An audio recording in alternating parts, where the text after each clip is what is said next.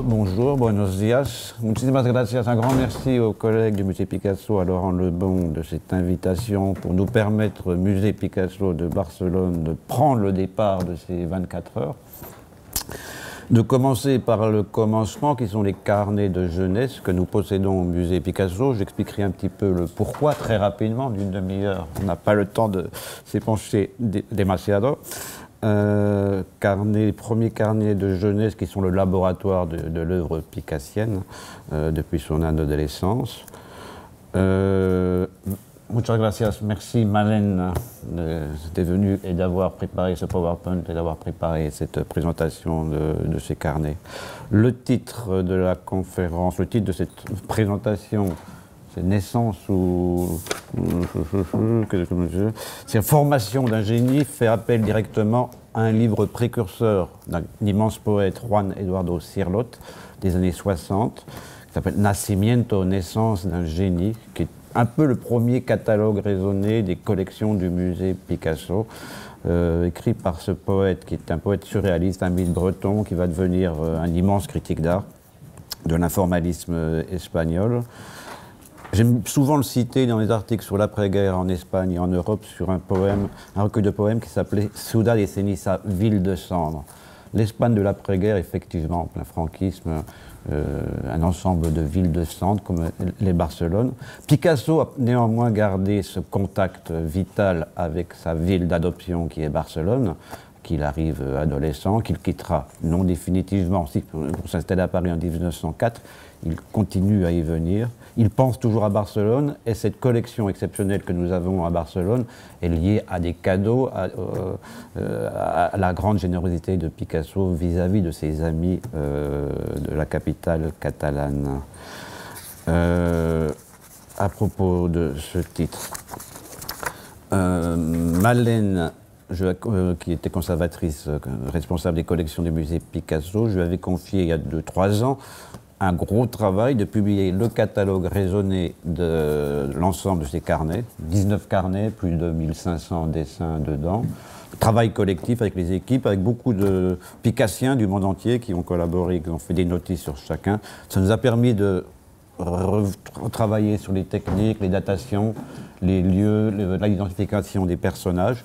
Malène nous expliquera cela plus tard. Je reviens à l'origine de ces cahiers, cette situation de l'Espagne, cette relation qu'a eu Picasso malgré le franquisme.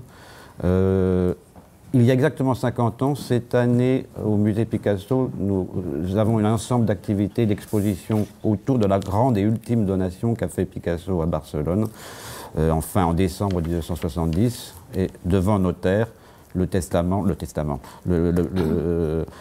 document commence par cela. Moi, Pablo Picasso, nationalité espagnole, on en reparlera sans doute durant ces 24 heures, résident à Mougins, donne en mémoire de mon inoubliable ami Jaume Sabartés à la ville de Barcelone, et en représentation de celle-ci, etc., etc., de manière à être exposé à la calle Moncada, toutes les peintures, dessins et les autres figurants dans la liste incluse ci-après. 365 peintures, 681 dessins, 17 cahiers de dessins de l'adolescence, de la jeunesse, qui seront évoqués ici même. Cette donation, toutes ces œuvres avaient été conservées par la famille, par la mère, Doña Maria, et après par sa sœur Lola, morte en 58. Nous allons lui consacrer le 11 novembre une exposition qui est une première. Conservé au Passage de Gracia à Barcelone. Tout cela, un vrai cadeau. Donc ces œuvres-là, dès 1958, à la mort de Lola, un notaire fait la liste de l'ensemble, c'est-à-dire que l'idée a germé dans l'esprit de Picasso de donner l'ensemble de ses œuvres à Barcelone, de même qu'il avait donné le portrait de l'Arlequin, portrait de Massine en 1919, qui est le premier tableau de Picasso à rentrer dans une collection publique. Tout ceci pour situer un peu le contexte. À propos de ces cahiers de dessin, ils étaient connus mais est en usage très privé à l'époque du vivant de Picasso. Picasso a permis parfois d'en faire des facsimiles par son ami Gustavo Gili à Barcelone, Berggruen, etc. Mais ça reste quand même dans l'ordre du privé. Picasso n'aime pas trop les prêter, n'aime pas trop les montrer, bien qu'un certain nombre de ses dessins aient été reproduits par Christian Zervos dans son catalogue raisonné ou presque raisonné. Je rappellerai cette phrase très connue. Vous avez peut-être vu, certains d'entre vous, une exposition il y a quelques années à Paris, mais c'était aussi à New York et à Londres. Je suis le cahier, sous la direction de notre amie et collègue Brigitte Léal. Je suis le cahier. Voici la phrase que Picasso écrit en 1907 dans l'un des cahiers qui sont multipliés aux Demoiselles d'Avignon, conservé ici au musée Picasso de Paris, une auto-identification qui montre la grande importance qu'il attribuait au laboratoire d'idées que représentent les carnets de dessin. Domaine tout à fait passionnant, domaine de l'intimité, du moment initial du processus créatif, qui lui permet de jouer, d'expérimenter, etc., de montrer aussi certaines formes d'éclat de vie. Un cahier suppose par essence des ébauches, des esquisses, des ratures. Dans les cahiers de jeunesse, en plus, ce sont aussi des notes, des adresses, des itinéraires, des rencontres avec ses amis, avec ses futurs galeristes, comme une sorte de journal intime. Malène, qui avait été responsable de Catalogue raisonné et d'une exposition qu'on avait montrée ensemble, bien évidemment, une exposition de carnets, c'est pas possible, était accompagnée d'un certain nombre de tableaux en rapport qui étaient sur les murs. Oui, ça fonctionne. Et on évoquera peut-être cette exposition en même temps que tu nous parleras de ces 17. On a 17 cahiers de la jeunesse que nous possédons, plus 2 achats plus récents, le carnet de Gossoul et le carnet dans les années 50 autour de Pepeio de la Tauromachie, en hommage à Francisco de Goya. Malène. Merci Emmanuel, merci aux équipes du musée Picasso et merci à tous. Bon, Picasso il a fait à peu près plus de 200 carnets de dessins au long de sa vie, dont 21 sont de la période de jeunesse de 1894 à 1900. Et de ces 21 carnets, 17 sont au musée Picasso de Barcelone. Le maître Pierdé nous disait que la majorité des cahiers obéissent à une certaine discipline, liée à l'étude détaillée des thèmes qui intéressaient Picasso, comme par exemple les Demoiselles d'Avignon, les ballets, les baigneuses, les tauromachis, sauf dans le cas de cahiers de jeunesse, où l'artiste aborde une grande variété de sujets qui vont du portrait de famille aux académies, du paysage à la caricature, de l'écriture spontanée à l'étude préparatoire pour une œuvre, comme dans cette page qu'on voit une étude préparatoire pour la première communion faite par Picasso, âgé de 14 ans, et qu'il a présentée à l'exposition des Beaux-Arts de Barcelone de 1896. Dans tous les carnets de jeunesse, il y a une certaine unité. Presque toujours, ils sont de dimensions moyennes ou de formats petits, pouvant leur entrer dans la poche. Quelques-uns avec de jolies couvertures, d'autres avec des couvertures très simples. Il convient de souligner que c'est dans ces cahiers de jeunesse qu'on apprécie le mieux les méthodes de travail de Picasso. La rigueur systématique dont il fait montre quand il s'attaque à de grandes peintures ou quand il essaye de résoudre des problèmes de composition, tout en intercalant des œuvres plus légères et des caricatures. La variété de genres et motifs, la multiplicité de techniques, la spontanéité, les sauts d'un thème à l'autre, la répétition, les contrastes entre les côtés académiques et les côtés intuitifs. Dès le premier carnet de La Corogne, quand il est âgé de 12 et 13 années, en 1894-1895, jusqu'au carnet de Barcelone à la fin du siècle, la famille de Picasso est son modèle principal. La petite sœur Conchita, avant de mourir, la sœur Lola et ses parents, Doña Maria et Don José, sont captés à l'intérieur du foyer en train d'effectuer de diverses tâches. La mère toujours au travail de la maison ou en train de lire. Lola jouant, faisant la broderie, lisant ou dessinant. Le père, assis à la maison en train de peindre ou en train de poser pour son fils. Par ailleurs, les mains de Don José servent au jeune Picasso pour s'exercer, c'est difficile, à la tâche ardue de reproduire les extrémités humaines. Ce sont des modèles parfaits, toujours prêts à poser pour le jeune artiste. Ici, on voit le portrait de la mère et le portrait de son père, toujours assis à la maison. Avec ces portraits, il ose expérimenter de nouvelles techniques comme l'aquarelle et l'aquatinte. Au musée Picasso, nous avons un dessin noté par Picasso, mon premier intento d'aquarela, mon premier essai d'aquarelle, qu'il fait exactement à La Corogne, âgé de 12 années. Mais bon, on verra que Doña María, la mère de Picasso, va disparaître de carnets et de dessins en général vers 1997, tandis que son père et sa sœur Lola suivront jusqu'en 1999, où ils seront remplacés par d'autres modèles. En le cas de Lola, par les femmes à qui Picasso s'identifiera et aura des relations, et en le cas du père, par d'autres artistes qui remplaceront le père comme modèle de peintre. Dans le cahier de Barcelone, fait entre 1815 et 1817, nous avons 6 cahiers académiques. Nous trouvons, comme dans les autres, différents thèmes qui se chevauchent et interfèrent entre eux. Mais le motif plus fréquent est l'académique. À La Corogne, il avait commencé sa formation, ses études académiques à l'école des Beaux-Arts, qu'il va poursuivre à Barcelone à l'école des Beaux-Arts de la Llotja. Dans les cahiers de ce moment, nous trouvons des copies de ses sculptures vidées en plate, mais aussi des copies du naturel, suivant le programme normalisé de toutes les académies officielles de Beaux-Arts. Des copies de métopas du Parthénon, des croquis de différents angles de la Vénus de Milo ou la Vénus de Médicis, la copie de la statue d'Osiris du Louvre ou de Laocoonte, mais aussi des copies de modèles du naturel dans lesquels, dans certains cas, nous pouvons identifier leur nom, comme celui de Soleil, pintor de pajaritos y modelo eterno, peintre de oiseaux et modèle éternel selon le monde de Picasso lui-même, ou Guadalupe, un modèle qu'il répète très souvent, il y a presque plus de 20 dessins de Guadalupe, étudié proprement sous divers angles et détails, y compris ses mesures corporelles dans les pages de carnet. Nous savons les mesures, l'auteur, la poitrine, toutes les mesures bien détaillées. Mais aussi, il fait des copies de feuilles de magasins artistiques qu'il recevait à l'école, comme une que nous avons pu identifier comme une copie de l'autoportrait d'Elisabeth Vigée-Lebrun.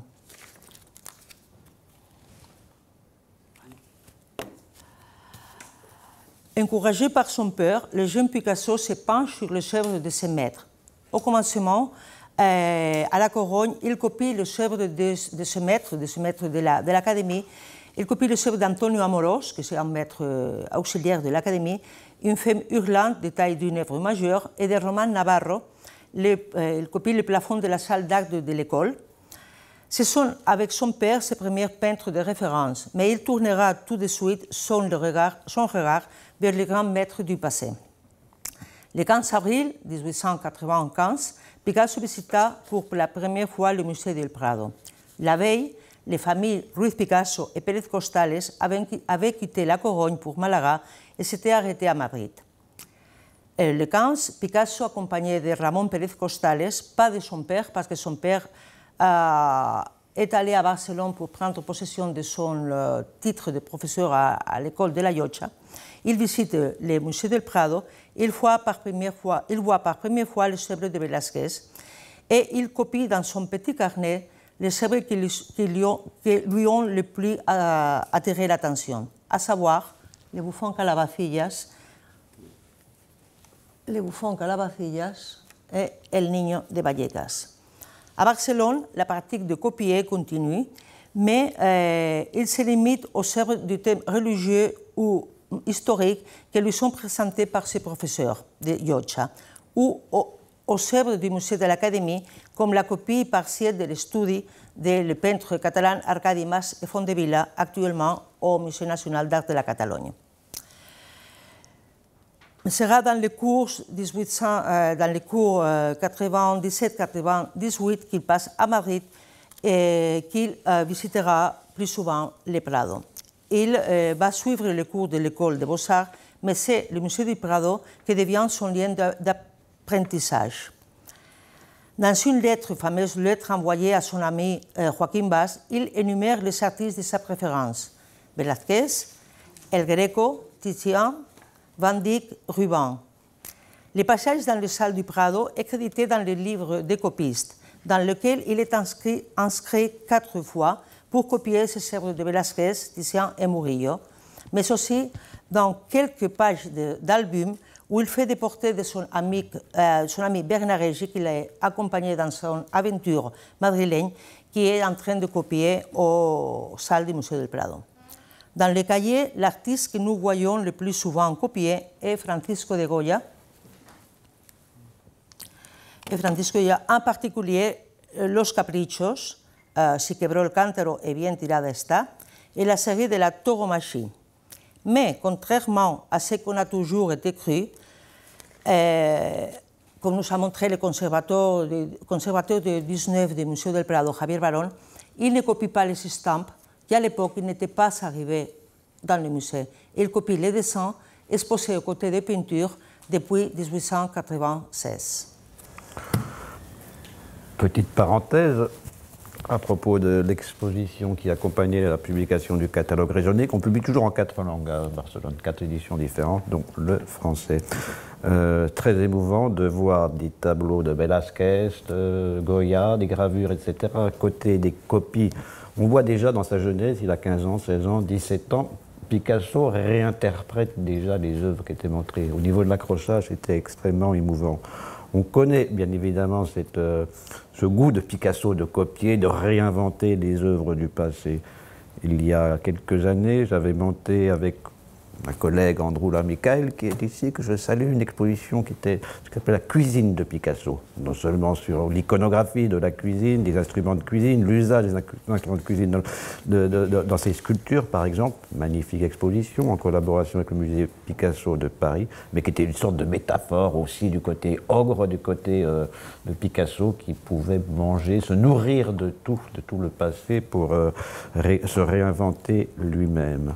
Ceci jusqu'à la fin de sa vie. Tu as parlé de Greco, c'est une exposition qui aura lieu prochainement au Prado. Greco et à Bâle, Greco-Picasso, vaste sujet. On prépare une autre exposition sur Goya-Picasso qui aura lieu en Aragon. Nous avons la chance, Manet bien évidemment, le déjeuner sur l'Elbe, qui était un des morceaux clés de cette cuisine de Picasso. Merci pour le micro. Et de Lacroix. C'est cette copie. Créer, copier, inventer, réinventer chez Picasso est toujours présent jusqu'à la fin de sa vie. Je vous rappelle que nous avons une chance exceptionnelle à Barcelone. C'est un des motifs pour venir voir ce musée, rien que cela, cette salle gigantesque où il y a la réinterprétation de Las Meninas de Velázquez, qui est absolument extraordinaire. Série unique au monde. Oui, ok. Série unique au monde, puisque la seule série complète faite à partir d'un chef-d'œuvre du passé. Et je me permets cette digression parce qu'on parle de bocetos, de dessins préparatoires, d'études, de cette série mythique. Il existe un seul dessin préparatoire que Madame Catherine Hutin nous avait offert il y a quelques années. Il ne faut pas oublier de penser que ce musée de Barcelone est un musée de la générosité de Picasso et de la famille de Picasso vis-à-vis de cette ville d'adoption. Je termine ma parenthèse. Oui, parce que nous avons 5 minutes et on n'arrivait pas à la moitié. Bon, à notre sujet, le paysage n'est pas l'un des thèmes les plus récurrents dans les carnets de dessin de jeune Picasso. Cependant, nous trouvons des paysages dans les premiers carnets de La Corogne, dans certains de Barcelone, dans ceux de Madrid et bien sûr dans celui de Horta d'Ebro. En observant l'ensemble, nous apprécions que Picasso aimait mettre en évidence ses parcours habituels, ses excursions et ses déplacements urbains, que ce soit avec des dessins, soit avec des annotations. Dans le premier carnet, celui de La Corogne de 1894, il nous décrit avec ses dessins le trajet de sa maison dans la rue Payo Gómez à la plage de Riazor. Il le fait à nouveau dans le carnet d'Horta, du village à l'ermitage de San Salvador. marquant toutes les étapes du chemin. Sur le carnet de Paris de 1900, il note le parcours habituel de Montmartre à Montparnasse. Dans le cahier de Madrid, ainsi que dans de petites tablettes, nous trouvons de nombreux paysages du parc et des environs de Madrid. Bernarège nous explique que le dimanche, Picasso et Bernarège profitaient pour aller peindre sur le terrain. Tous deux fréquentèrent le Retiro, la Moncloa et Getafe. Bien qu'il ne soit pas présenté régulièrement aux cours de l'école des Beaux-Arts, Picasso n'était pas indifférent aux enseignements de l'ami de son père, Antonio Muñoz de Gren, et à notre ami José Moreno Carbonero. Muñoz de Gren était le titulaire de cours de paysage élémentaire et Moreno Carbonero le titrait le dessin du naturel. Tous les deux encourageaient les élèves à aller à peindre sur le terrain. Le carnet de Barcelone et Horta de 1898-99 est divisé en deux parties. Il y a comme une lutte entre ruralité versus urbanité. La première, la correspondant à Horta, est pleine de paysages et de notes de campagne, des arbres, des travaux des paysans et des éleveurs, tandis que dans la seconde, on reflète la préférence de la vie des habitants de la ville. La représentation des coins urbains, des bâtiments emblématiques des églises, des athénées et des cafés sont beaucoup plus fréquents, notamment à Barcelone et à Madrid. À La Corogne, l'hôtel de l'église de Saint-Georges, orné de drapeaux, a attiré son attention et l'a représenté en détail dans le deuxième carnet de toute sa vie. Dans les albums de Barcelone de la période académique, nous trouvons de nombreuses représentations d'églises, portails et intérieurs, comme les détails de l'angle de l'église de Sant Pau del Camp ou l'une des tours de Santa Maria del Mar. Du même, sur les feuilles de cahier, on voit des images de bâtiments actuellement disparus de Barcelone, comme la tour du Café de Vienne. Dans les cahiers de Madrid, les bâtiments civils des historiques comme celui de la Torre de Valentina, de la Maison de la Panadería sur la Plaza Mayor de Madrid, a des sorts plus comme l'Athénéo, les cheminées industrielles et les rues et fenêtres du quartier populaire de Lavapiés où il s'était installé.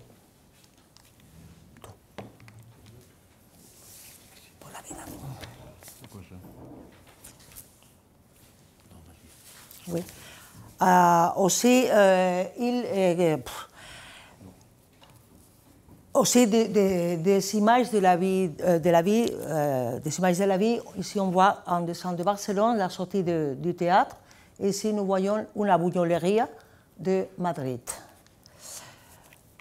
Des beignets, buñuelos. Buñuelos, comment on dit en français? Des beignets. Des churros. Exactement. Contrairement aux membres de sa famille représentant en permanence, les amis, curieusement, apparaissent peu représentés dans les premiers cahiers de l'artiste. Pas même son cher ami Manuel Pallares, présent au dessin et aux peintures depuis 1895. Nous devons attendre le cahier de Madrid pour trouver quelques portraits de ses amitiés, comme ceux de Bernarège. Si voyons Bernarège dessiné par Picasso, de Bernarège, il l'accompagnait dans son aventure dans la capitale espagnole. Cependant, à son retour d'Horta d'Ebro, Picasso change de paradigme et même en même temps que disparaissent les portraits des familles, les portraits de ses amis et des contertules de Quadragats augmentent, comme on peut le constater dans le carnet conservé au Musée Picasso de Paris, où nous voyons à plusieurs reprises Ramon Casas et Santiago Rossignol, ces nouveaux modèles, et qui ont été si importants dans leur entrée dans les avant-gardes artistiques et leur intérêt pour voyager à Paris. Oui, ok. De nous, exactement. On voit une évolution flagrante, Picasso vers l'âge de 18 ans, qui quitte les modèles de l'Académie de la Loggia, les modèles familiaux, le père, comme on a vu tout cela. Vous avez pu voir il y a quelques années pour l'exposition les chefs-d'œuvre de Picasso, commencé par ce tableau Ciencia y Caridad que nous possédons, qui est le tableau très académique, gigantesque, qui était montré ici. On voit la dextérité de Picasso, qui n'a jamais su dessiner comme un enfant, comme il le disait. Là, arrivant à Madrid, à Paris, en 1900, on va en parler, il commence à regarder beaucoup plus les revues internationales, à être influencé par l'art. Il devient le peintre de la vie moderne. ces modèles qu'il découvre d'abord dans les reproductions des revues, notamment la revue Luce. Il découvre l'œuvre des pré-raphaélites anglais. On voit une espèce de portrait caricatural d'un homme qu'on ne sait pas qui c'est à Madrid, sans doute un pharmacien, parce qu'il y a une enseigne de pharmacie, enrobé d'une sorte de dessin comme cela vibratoire, qu'il utilisait également au même moment pour entourer sa propre signature. Il pensait que c'était un sorte d'hommage au pré-raphaélite anglais. PRP, Pablo Ruiz Picasso. Je ne sais pas si on voit un exemple ici. Donc Madrid, il ne va pas beaucoup à l'académie où il devait aller. Il fréquente beaucoup, on a pu voir la ville, le jardin public, El Retiro, le Prado. Il portraiture beaucoup de ses amis. Et en octobre 1900, il vient, entre autres, avec son ami Casagemas, qui va se suicider l'année suivante à Paris. Une vie de bohème, une vie un peu décadente, mais où il travaille beaucoup, il dessine énormément. Il y a un très très joli petit cahier de Paris qui avait fait l'objet d'un facsimile du vivant de Picasso, qui est bien reproduit dans ce catalogue, où Picasso ne croise très peu, il croise que des Espagnols, des Basques, des Catalans dans la capitale française. C'est seulement l'année suivante, en 1901, qu'il va, avec sa première exposition Vollard, qui va être en contact avec les intellectuels, des poètes et des marchands parisiens. Il expose un tableau académique à l'exposition universelle et découvre de visu l'œuvre de Manet, des impressionnistes, qui va beaucoup l'influencer. Dans ce carnet, c'est essentiellement des petites notes, parfois des notes des chemins, des parcours qu'il fait dans la ville de Paris. C'est parfois des listes de courses, parce que chacun se partage le travail. Le matin, on peint, on dessine, et on fait beaucoup la fête. C'est assez joli de voir ces petites notes. Comme quoi, le carnet est aussi non seulement un laboratoire, mais un journal intime. Huevos, carnet, verre de lampe, etc. Je ne vais pas vous lire tout cela. Dans ce petit carnet qui a un tout petit format, on voit surtout des scènes de rue, jardin public, des dames aux larges chapeaux ornés de gaze ou de rubans, enveloppées avec des boas et des capes de fourrure, une marchande de gaufres, qui n'est pas ici, une religieuse, un prêtre, d'élégantes bonnes d'enfants, un garçon de course, un enfant avec un chapeau, un pistolet et des éperons qui ressemblent à une espèce de portrait de Buffalo Bill qui était présent dans les capitales européennes à cette époque-là. Ce très beau carnet de Paris, qui est un peu le dernier carnet de la collection, avant de l'achat des carnets pré-cubistes de Gossoul et le fameux carnet PPIO des années 50, en hommage à la tauromachie de Francisco de Goya. Je ne sais pas si on a encore du temps pour débattre ou 20 minutes, c'est parfait. En tout cas, des questions et c'était toujours... merci en tout cas de nous avoir permis d'être au départ, de commencer cette course. Et j'espère que tout le monde va suivre pendant 24 heures. Je ne sais pas comment, mais avec du café. Actuellement, si vous venez à Barcelone, vous avez plusieurs expositions. Qu'est-ce qu'il y a en ce moment d'ailleurs? Ah, une exposition unique. Jamais, comme quoi, toujours avec Picasso, on trouve toujours. Il y a toujours des domaines qui n'ont jamais été étudiés. Et bizarrement, peut-être parce que la complication des attributions, personne n'a jamais écrit sur les bijoux de Picasso. Et Picasso, à partir de sa crise de 1935-36, sa séparation, quand Picasso devient un grand poète, on a publié, on a coédité avec le musée d'ici tout un dictionnaire de Picasso poète, sujet qui intéresse beaucoup Andrew là également. Et moi qui m'intéresse particulièrement, c'est son vraiment lien avec Éluard, Breton, le surréalisme, etc. Et à cette époque, il commence à aller beaucoup plus dans le sud, et sur les plages, trouver des objets trouvés, des bois flottés, des bouts de coquillages. À partir de cela, il en fait du Picasso, avec souvent des référents à la mythologie méditerranéenne. Et ce sont des œuvres intimes de Picasso, qu'il a fait photographier par Brassailles et par Dora Maar, qu'il inclut dans le livre de Kahnweiler sur les sculptures. Donc ce sont des véritables œuvres de l'intimité, parce que c'est destiné à être des cadeaux, et des œuvres portables. Et donc on a publié tout un livre de catalogue raisonné de ces bijoux.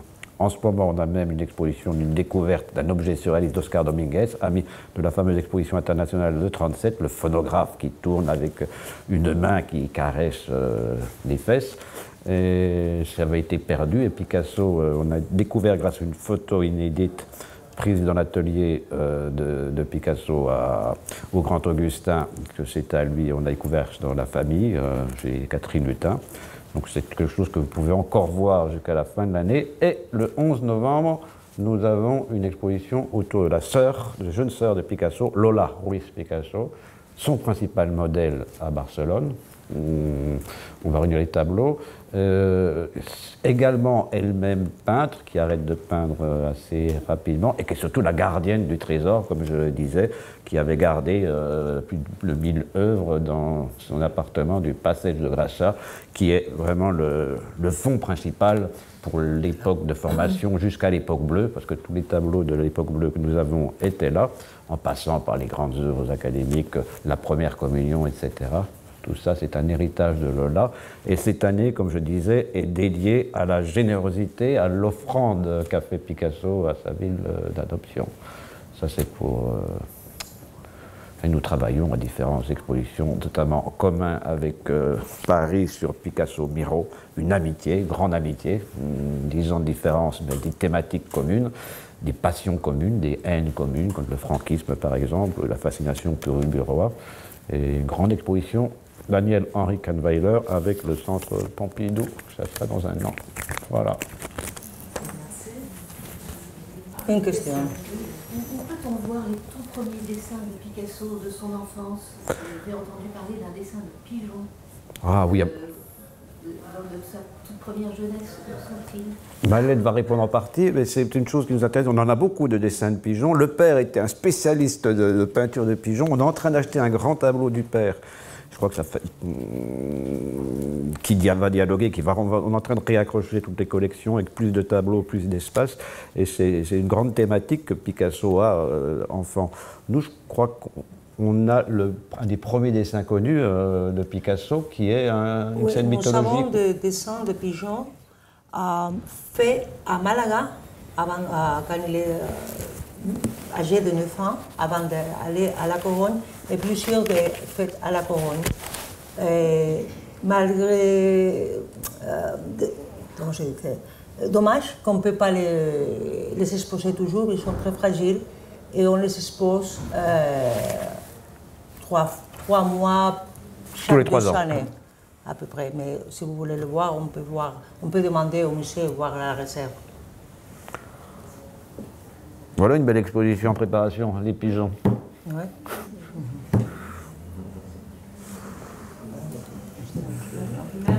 Bon, merci. Muchísimas gracias a vosotros y c'est toujours un peu... Et merci à vous de venir si tôt. Si tôt, oui.